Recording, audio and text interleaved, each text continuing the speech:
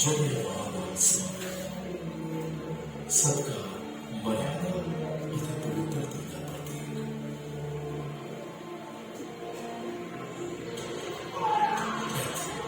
इस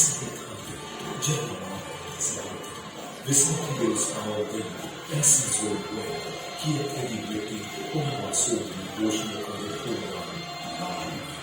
जिन्होंने जो लगाया है हुक्म अनुसार अंग्रेज सिपाही ने कुल मिला को भी देता।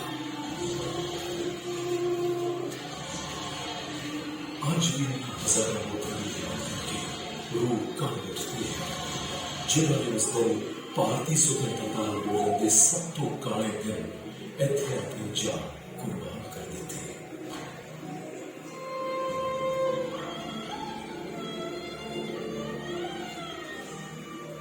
जिथे खासे लोग लौटा खून मार्शल लॉ के अत्याचार गुजरात लाहौर विच अंग्रेजों द्वारा पंजाबियों की हत्या अंग्रेज राज के इतिहास के सब तो काले अध्याय ने भारतीयों को आजादी की लड़न की प्रेरणा दी।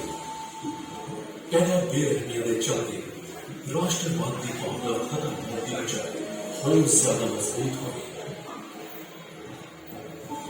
अते पंजाब होर भी ताकत नाल अंदोलन के उत्तर आया।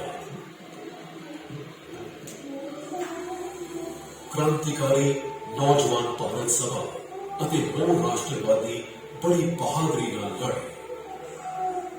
भारतीय तिरंगा 15 अगस्त 1947 में दिल्ली च लहर गया। ये सब इन्हां बलिदानां दे कारण ही है कि आज असीं आजाद हां अते बिना किसी डर दे अपना सिर ऊंचा करके तुर सकते हां। आओ असीं जलियांवाला बाग की इस मिट्टी के खड़े होके बड़े सत्कार मर्यादा अति पवित्रता नाल अपनी श्रद्धांजलि अर्पण करें। ये बाग आने वाली पीढ़ियों में राष्ट्रवाद की भावना उत्साहित